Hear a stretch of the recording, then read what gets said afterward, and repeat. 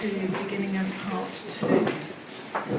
The next connection runs extremely deep, and I hold my dearest friend Tracy Jury, who can't be here tonight, responsible for bringing Thomas R. Andrews into my life about 30 years ago.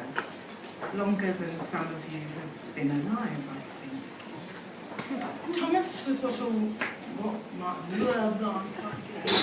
Thomas was always what might be called a private artist, always compelled to write incredible poetry and make wonderful paintings, which I, out of a very few, have been fortunate enough to receive as gifts. Tonight, Thomas is sharing his art with us and is performing his poetry with a work by the young independent filmmaker Inigo Mambi. Please, Thomas has requested that you don't clap in between each poem because it is a performance piece as a complete thing. It is my absolute pleasure to give you Thomas Andrews.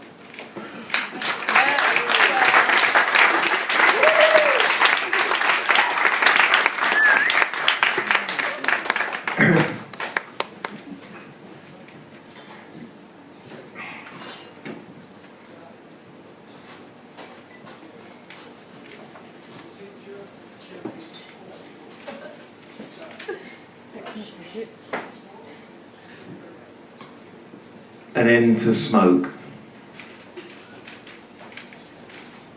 A house is burning down. A crowd stands staring and applauding.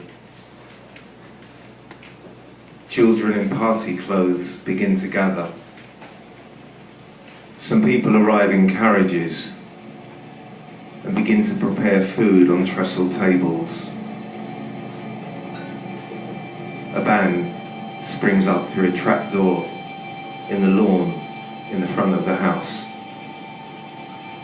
Smoke billows from the collapsed roof.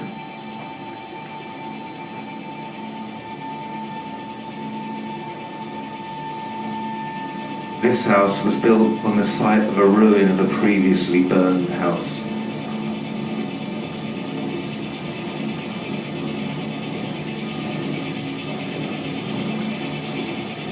The crowds that had gathered for that fire had numbered in the low hundreds, and children had been barred from that fire. That fire was in the age before carriages, and the people that had come to witness that fire had to walk. No underground spaces had been excavated during those early times, and the smoke from that fire smelled the same as this smoke.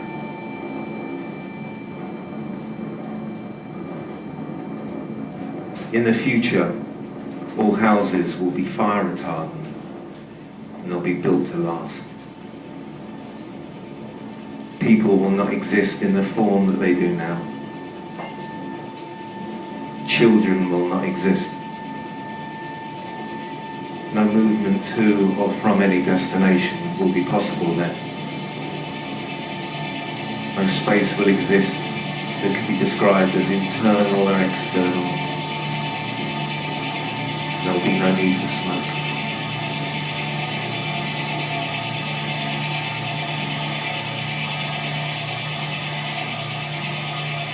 Boiled to the pint of blackened. There is no more starch in my clothes. It's been isolated. Coffee has removed the permit that produced comfortable breathing. My gums recede. Ingrained dirt has left my hands smooth and shiny. My saliva tastes of blood. I eat my earwax, and I shallow breathe through it all.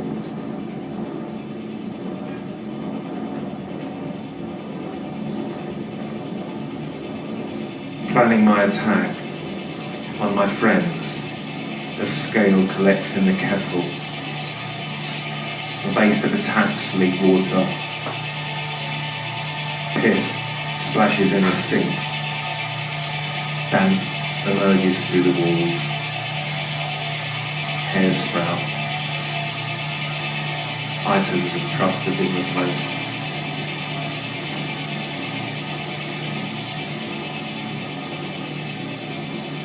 I edge my way around the room, prepared for a vast monument to failure, exploring my mouth with my tongue. My colon bleeds. My wife and children sleep, while I wake early, full of hate, prepared to do them some harm.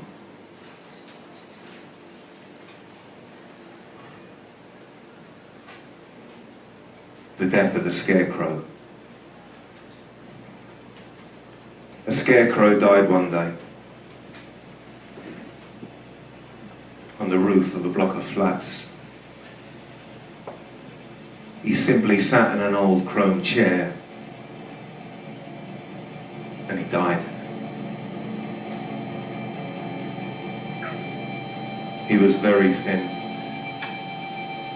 and he had gone onto the roof to watch the sun come up, and as he died, his head had flopped back and his mouth popped open, creating a small black hole as his face turned up to the sun.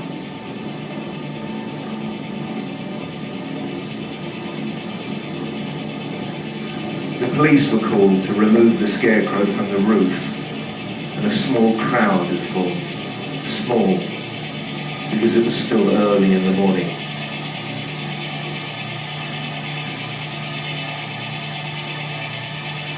The police that attended had played a cruel game amongst themselves with the scarecrow's body, and laughing, they stood flipping small stones into his mouth from a short distance in front. An appalling game of tiddlywinks.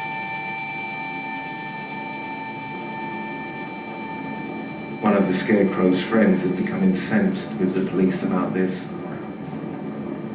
so they arrested him and they took him away. Very few people remember the scarecrow. Very few people cared.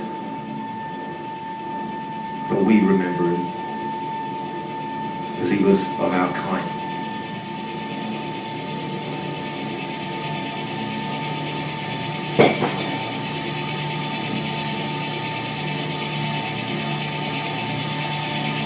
Laying out the vials.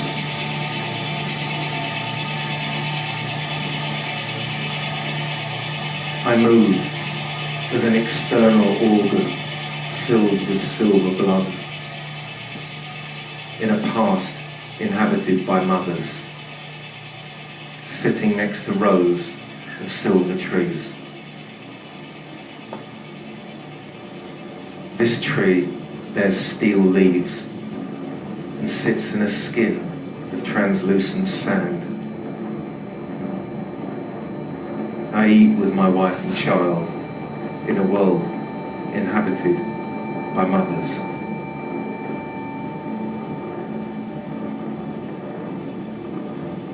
A year is torn open. I'm filled with blood, and the past is in my mouth, tasting of soil and coal.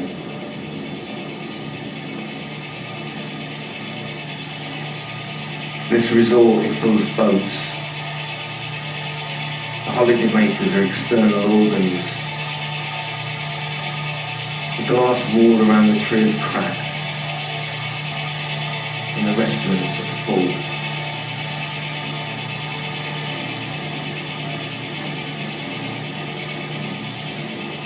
The shops in the resort are organs, pumping blood into the sea. And the sea is full of torn paper and oil. The sea is where my mother is.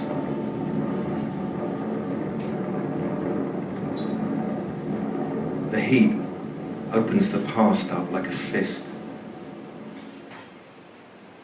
My daughters appear to drift aside.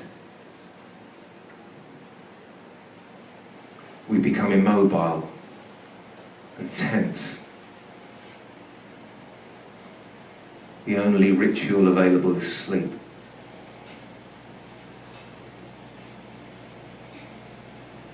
Now the holiday's brought to a close. We amass our waiting. Time speeds up. We must leave my mother in the sea.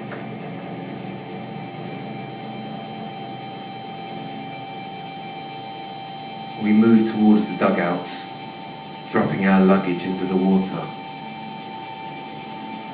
I want to stay and swim in the oil and the torn paper. And then the plan begins to cohere.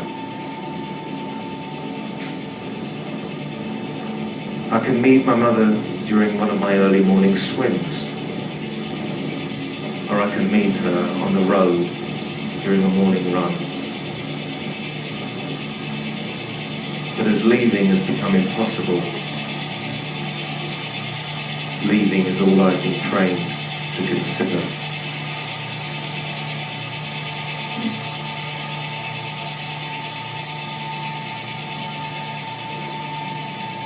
The industrial park. And to my mind, we all appear to have one thing in common. We're in trouble. And people have stopped being willing to share the few things they've been allowed to keep following the group detonation and the rapes.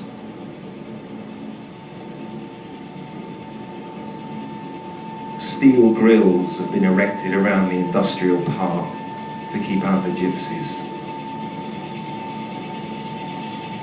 And their children have been barred from attending the local primary schools.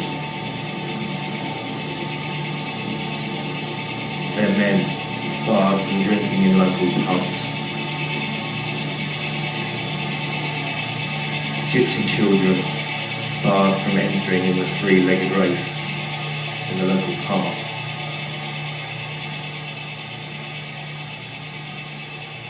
The American swings have been dismantled, and tarmackers laying paths have been seen forcing children to fight with each other. The industrial playground has been reconfigured. The children have been forced to grow up. They've been forced to turn on each other. Steel grills have been erected inside the children. And during the mass rapes, they've been rearranged and neutralized. And their power has been stored in batteries. And they've been forcibly separated from their parents.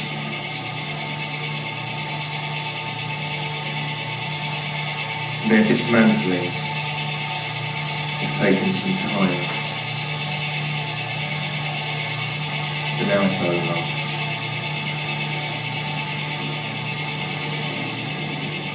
Their funerals were badly attended, and they pulled the fresh turf offered to them over their backs like a soft blanket of hate. And they dream of vast, slow-moving dunes made from their own dirt. Thank you.